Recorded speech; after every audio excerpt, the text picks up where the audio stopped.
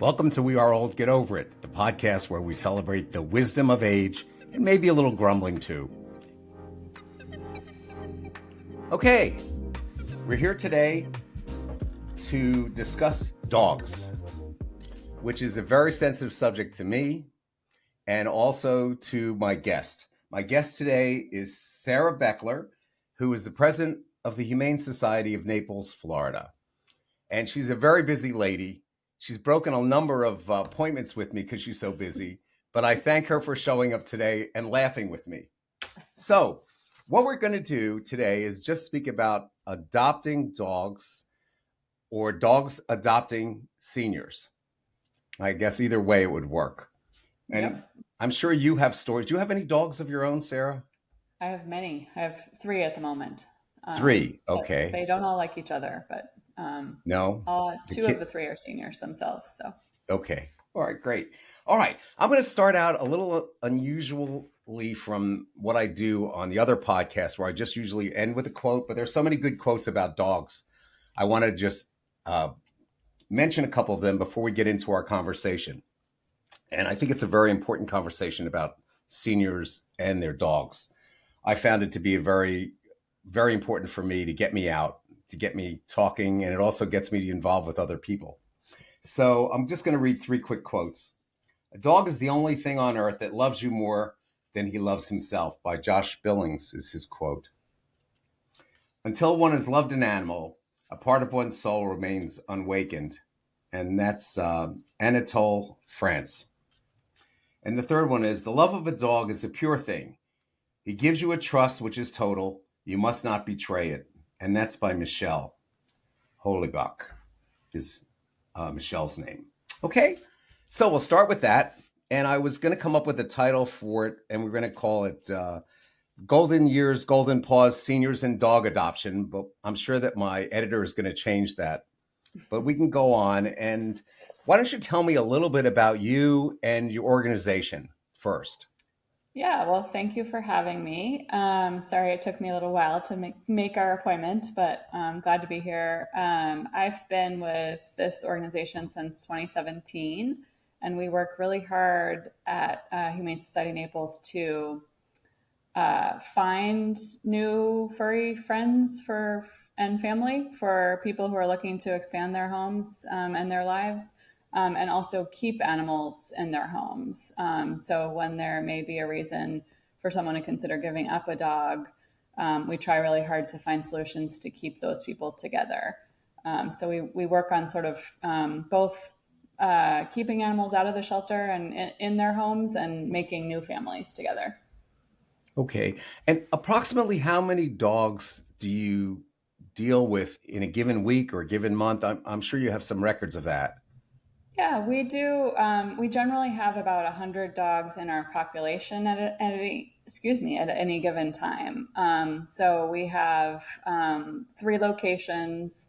We have our main adoption center. We have an adoption satellite center, and then we have another campus where we do rehab for dogs. So if there's a dog who maybe didn't have the best manners in their prior home or had some behavioral issues, we can, in some cases, take those dogs on and help them learn how to be better family members and then send them back on their way. So generally about 100 between those 3 locations. And then we try to have dogs in foster homes as well.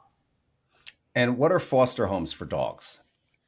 Foster homes are amazing for us. So every dog that we have in a foster home is another space we have available here at the shelter for a dog who really needs us. That might be what foster looks like, might be a dog recovering from surgery in someone's home. It might be just having a little time to decompress. The shelter, as you can imagine, although we think it's wonderful and among the best in the country, it's still a shelter, right? And it's sort of an institution, and that can be a stressful place for dogs and cats both to be. So sometimes when we see a dog who's been in our care for a while kind of getting stressed out, we'll look for a foster home, which is basically just a volunteer member of the community that's willing to open their home and their hearts to any amount of time. Sometimes it's a day, sometimes it's a week. We've had some animals in what we sort of jokingly call forever foster. and it just allows us to expand our impact exponentially. I was going to ask you that. How many foster parents become permanent parents to those animals? Yeah, there's a Probably. joke in our field that's it's called foster failure when you say you'll foster and then the person ends up adopting. I like to call that foster success, because our goal is, of course, to find a permanent home for all of these amazing animals who come through our doors. So it doesn't bother me one bit when a foster decides to adopt. Sometimes people Okay. need a little time to get to know the dog and to test each other out. It's not always the best fit, and we always want to be here and available if it isn't the best fit. So any dog or cat or bunny or any kind of animal, whoever comes through our doors, can always come back here if they need to, for the life of that animal, regardless of what happens. So we, of course, always hope that it will work, but sometimes it doesn't. And let's talk about the Humane Society in general. You and I are speaking in Naples, but there are humane societies and other charitable organizations that are out there all over the country. So when we Absolutely. represent our community here in Naples, we're also talking about that people can reach out to other communities in their communities Absolutely. to find Yep. it. There's thousands of us all across the country. Sometimes it's called SPCA or the Shelter or Humane Society, but there are many organizations everywhere in the U.S. And around the world where you can go find a furry friend. Okay, so let's talk about some of the benefits of dog adoption for seniors. In particular, let's talk about companionship and reduce loneliness. What can you say about Yeah, that?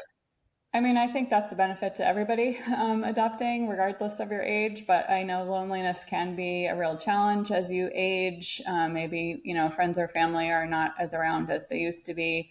There's nothing better than getting home and your dog or cat greeting you. I every day I look forward to getting home and opening my door from my garage into my house, and at least one of my dogs is sitting there waiting for me. And that can be a real benefit to somebody who's living on their own, who doesn't have, again, friends or family around. It's a reason for living. It's a reason for getting up in the morning. It's a reason for coming home. That somebody else needs you and somebody else loves you and is waiting for you. So it can be an incredible boost for our seniors here in Naples and everywhere.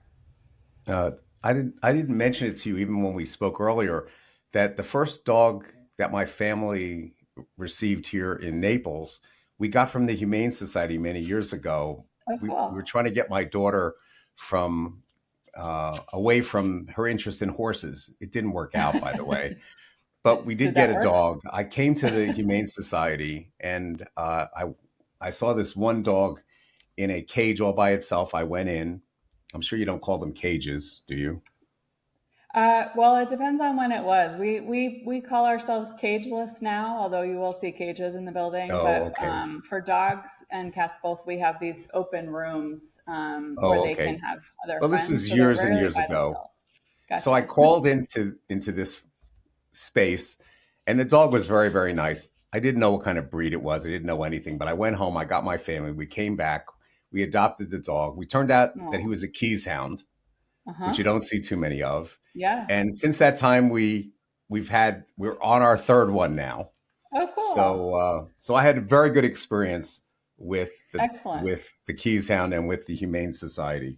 And my wife reminded me that we also got one of our cats at the Humane Society, so that was nice also. Excellent. Well, thank you. Okay, so let's talk about the increased physical activity for both humans and especially seniors and the dogs themselves. Yeah, I mean, dogs generally need walks. They need exercise. So you kind of gotta get outside and go get some exercise when you have a dog. I think it's motivating that way. Whereas somebody might, not want to just go for a walk on their own when they have somebody who relies on them for those needs. I think that helps. Not every dog needs long walks. One of my dogs at home is probably getting towards the end of his story, and he goes in the backyard and does his business and comes back in. Another one, my other senior is. He'll walk around my neighborhood and sniff everything he can find to sniff. But I'm not getting a ton of exercise when I walk him. I'm mostly standing and waiting for him. So I think there are varying levels, but it's that for me. It's that that need, right? It's an external motivator to get out of the house, and of course that leads to chit chatting with neighbors. And I don't know about you, but I often know the names of the dogs in my neighborhood before I learn the names of the humans in my neighborhood. So it's a social connector as well. There's also some really cool research, and this applies to both dogs and cats, that shows that just having a pet in your home and like the actual petting, so when you're snuggling up on the couch or whatever, it reduces people's blood pressure. And Yes, there have been I've some read cool that also. scientific studies on that, where just having a pet in your home, regardless of whether you're getting out with them, improves your health. So it's been really interesting watching that research come along. And let's talk about the improved mental health of for humans, for seniors in particular, because they tend to be a little bit more lonely. Their kids have gone and on their living their own lives, Hmm. and they get some support from the animals. Correct, just like you were saying, you get all these benefits for taking care of these animals. Yeah, I mean, I think the benefits are, endless, and mutual. I think obviously the dog or cat gets something out of it as well. Dogs in our, day and age are pretty much bred to be companions for humans, so they're motivated to please you. And if you're relaxed, if you're happy, they're happy. And so I mean, there's a lot of mutual benefit to that, which is pretty cool. You think of you're saving a dog when you come and adopt one from a humane society, but you're really also kind of saving yourself as well, Right. because it's going to be a constant friend or family member for you. It's going to be a reason to get out. It's going to be all those good things. So Well, it's a good way to mutually. meet other people also. That social connection is so important. And as you had just mentioned, when you're walking around, you may know the name of a dog, but you may not know the person, but at least you can then Yep, get involved with the person in a conversation. So exactly. And that's, go ahead. A, I'm sorry. a while back, I had a dog who really enjoyed going to dog parks. My pack now is not recommended for dog parks, um, but I remember when I was going regularly that I got to know the people who were always at the dog park, and a big part of my adventure to the dog park was, catching up with so and so, and it eventually led to we had these sort of social like barbecues and things like that where we would all gather and our dogs would play and we would hang out. So I think they're real connectors in that way. I agree. I agree. Let's talk about the considerations for seniors adopting dogs. In particular, how do you match the dog? How do you match the right dog for the individual or the family? So our adoption counselors do, they really are counselors. They do a lot of sort of just conversation with someone who's looking to adopt about what their lifestyle is, who's in the home, what kind of home they live in. Often people, and especially in Naples, we have a lot of condos and we have a lot of HOAs. People think that they want a little dog, and sometimes there are restrictions on size.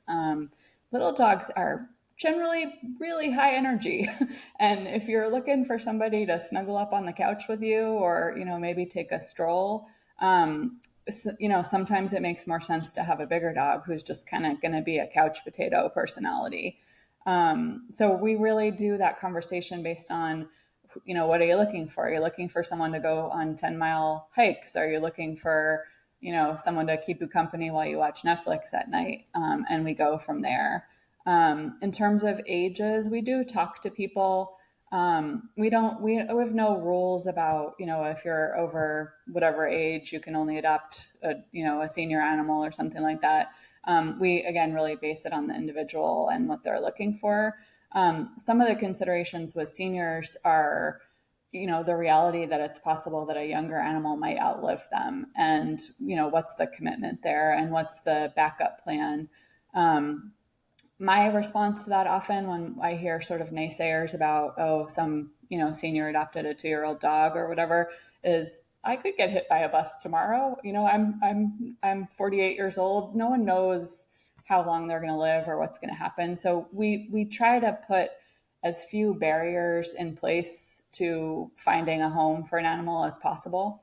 Hmm. But we do recommend, I don't recommend a puppy for anyone. I have raised a couple puppies. I often refer to them as the devil. They keep you hopping and busy and insane, and they want to destroy your furniture and all your stuff. So, to say that I wouldn't recommend a puppy for a senior, personally, I don't recommend them for everyone. Tons of people have amazing experiences with puppies, and they're adorable and so many good things about them. But for someone who has an established lifestyle, likes their stuff, likes their house, we tend to steer people away from puppies. Other than that, it's really more. It's mostly about the personality of the match, on the dog side, on the adopter side. And then that lifestyle, like what are you looking for? Do you want somebody lazy to snuggle with? Do you want someone to have adventures with? And what does that look like? So you provide those kind of services based on your experiences with all the dogs that are out there and cats that are out there that you've Yeah. So, I mean, our staff, successfully matched.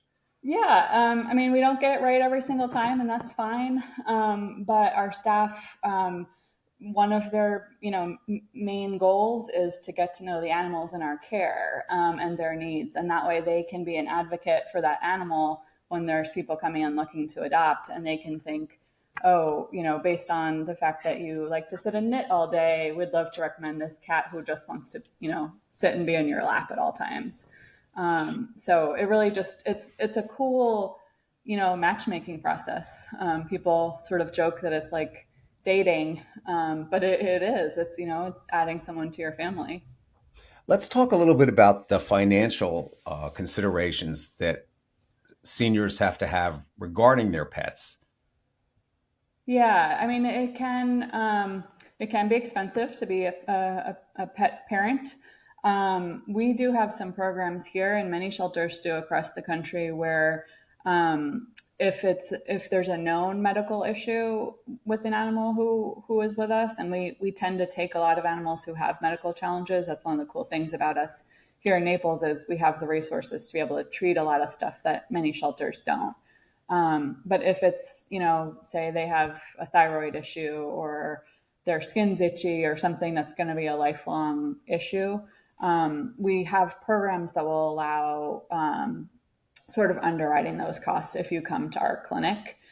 So if you adopt an animal over a certain age, actually, so if they're over 8, which is our line for a senior, or if they have some of those medical conditions, we'll continue to treat those conditions, in our clinic that's here on the property. So, we want to, again, reduce those barriers. If someone's worried about the financial costs, and it's something that we can take care of and handle, that's right on mission for us. We want them to get that companionship, and we want to be able to keep treating the animal. So there's lots of, thanks to our donors, there's lots of ways of kind of finding solutions there. Let me ask you about another subject that's come up more recently, which is health insurance for pets. How do Yep. you feel about that? There are some really great programs out there, and there are some kind of duds. You have to look really carefully at what they include. There are some that are just sort of a wellness program, so they'll include like your annual checkup and maybe vaccines or something like that, but they won't cover if the dog or cat, gets hit by a car, has a sudden illness or injury.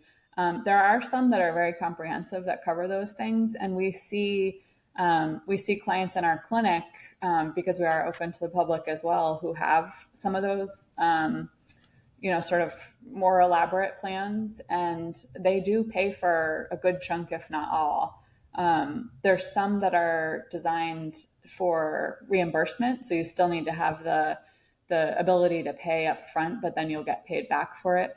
But there are some that we can actually get authorization for while the client is in our hospital or clinic, and it takes like 90 seconds or something to get approved, and then they pay us directly. So that in those situations, it's incredible. It's just you have to be really careful about what plan you pick, Yeah, I and what think that that was the covers. the point I wanted to bring up was that you're reading some stories that are very good and a lot of stories that aren't very good, so you have to be very careful. So Yeah, would calling the Humane Society be a way for people to discuss that if they're yeah, thinking of getting the absolutely. insurance? The folks in our clinic are pretty excellent at discussing, which are the good plans and which aren't. We have a partner here, and most humane societies do, that will offer an insurance plan when you adopt from us, and it covers the first month. So there are definitely options. We wouldn't offer one that wasn't good here, so we're happy to talk to people about that. Let's talk a minute about physical limitations, both on the dog or the cat and on the humans and the seniors. How would you address that? Yeah, I mean, again, I think it's a really individual, challenge to navigate. We definitely have animals, like I said, who've got physical limitations. We have a handful of dogs that are tripods, so have had a past injury or something that resulted in having to have a leg amputated.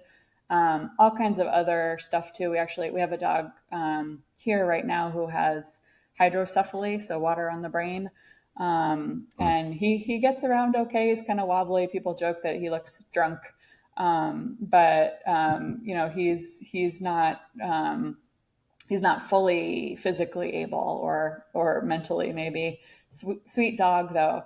And again, that's one of the cool things about us here in Naples is because our donors are so generous and our community is so generous, we're able to take on these dogs where in many shelters, a dog with a broken leg is going to get euthanized because they don't have a surgeon, they don't have the resources to send animals out for specialty surgeries. We're really fortunate that we can often pull those animals from our colleague shelters in the area and get them the services they need, and send them on their way. So, in terms of like, does a family member who might have a human family member who might have a physical limitation, again, that's we're just going to work with you and ask you what your own limitations are, and try to do our best to match them up. We definitely have people coming in with mobility assisting devices, wheelchairs, and things like that, and we're happy to find matches for just about anybody. Okay.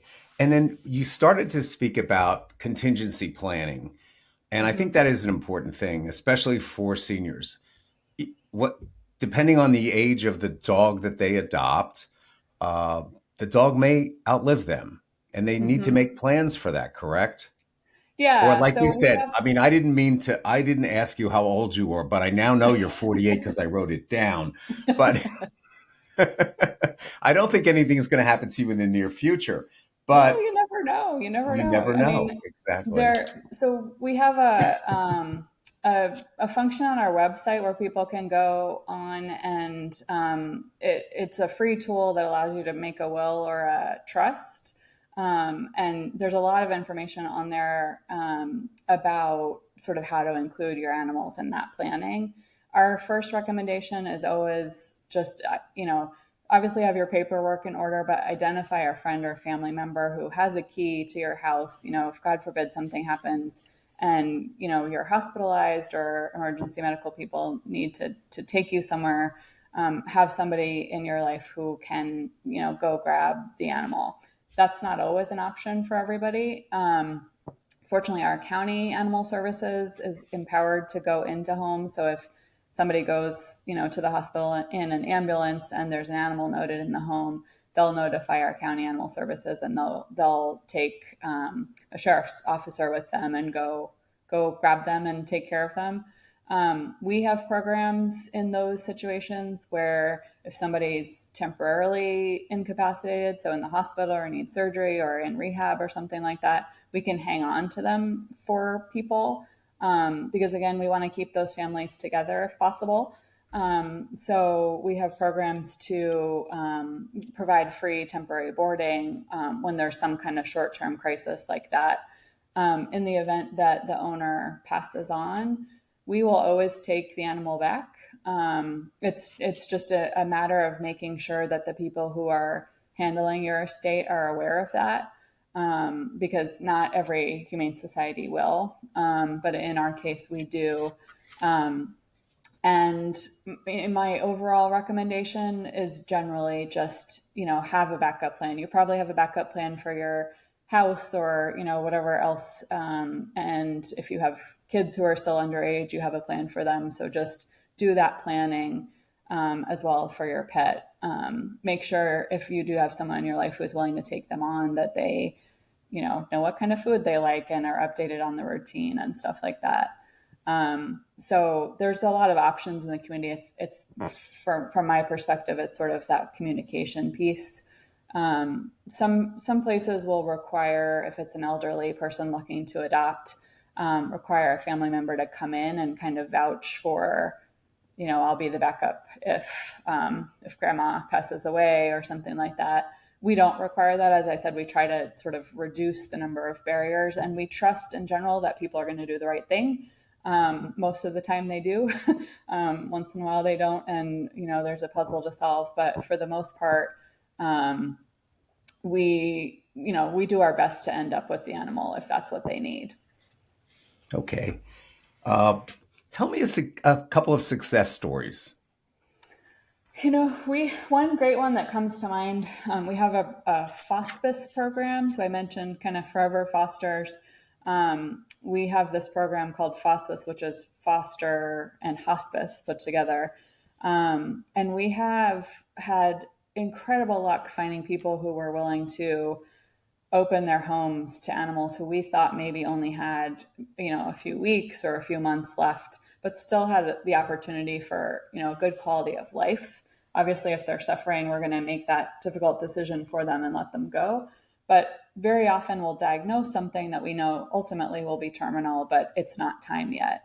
So we we joke sometimes that we try to get our medical officer or chief medical officer to designate an animal into the hospice program, because they live like 5 years. Like I forget what the average is, but we had one who he was on death's door. He looked terrible. He was still getting around a little bit. He still had a little bit of quality of life, but we didn't think it would be long. And as it turned out, he lived 2 more years in this family's home that we thought would be, maybe a couple weeks at most. Wow. So it's stuff like that where I'm really proud of the fact that we take on these cases, and we know, even, at the end of an animal's story, it's so important to me and to us that they, if they have to go, that they go knowing they were loved. And even if they come in, very late in their life, we see a lot of animals come in who they're here because their owner passed away. So they're dealing with, that grief, and adjusting to a shelter, and we see them grieve, definitely. But knowing, that that's not the end of their story, and that we'll find them another home, even if they have a little bit of time left. Those are the stories that I am really proud of being able to do for our community and our animals here. That's great. Is there anything else you'd like to pass on? I was just going to share, we have this program for people who are local called Rescue Recess, which is like a very mini foster program. So you can come in to either our satellite adoption center in North Naples or our main shelter here at the airport and ask for a rescue recess. And what it is basically like you check out a dog for a day or a couple hours. And some people come in and just take a dog on a walk out on Airport Road, right out in front of the shelter. Sometimes people will just, take the dog to Starbucks and get a pup cup, or even just home for a little while. It's a really cool program for people who don't have the ability to adopt or maybe aren't ready to adopt yet, but it gets the animals out of the shelter. It's wonderful for us because we learn more about how they are when they're out in the world. A lot of what we know about these animals who are here with us is how they are in a shelter, and that can be very different than how they might be, on a sidewalk or in a home. Do they chew the couch? Do they chase someone on a bike? Like these things, these real life things that help us again, have more information for that matchmaking later. But it's also really cool for the people who take them out because it's zero training, zero commitment. It's going to be an easy, it's going to be an easy dog who we send out. So we don't we don't send out any of our dogs who need a little more training or anything like that. And I think it would be a cool thing for seniors to do. Again, if they're, we have a lot of assisted living and facilities like that in the community where people are still very active and involved, and but maybe can't have pets. So that's another way to kind of add some snuggles and some scritches for folks who don't necessarily have the flexibility to add somebody to their home. It's just another way to get a little bit of love, right? Yep, exactly. And we have lots to give. Uh, Explain a little bit about how the Humane Society is funded here in Naples. We are 100% privately funded, so we don't get any funding from the government, which seems like good news lately. We rely on the kindness and generosity of people in the community. So whether it's someone putting $5 in the in the change thing when they're checking out at one of our partner stores, or writing those really significant checks.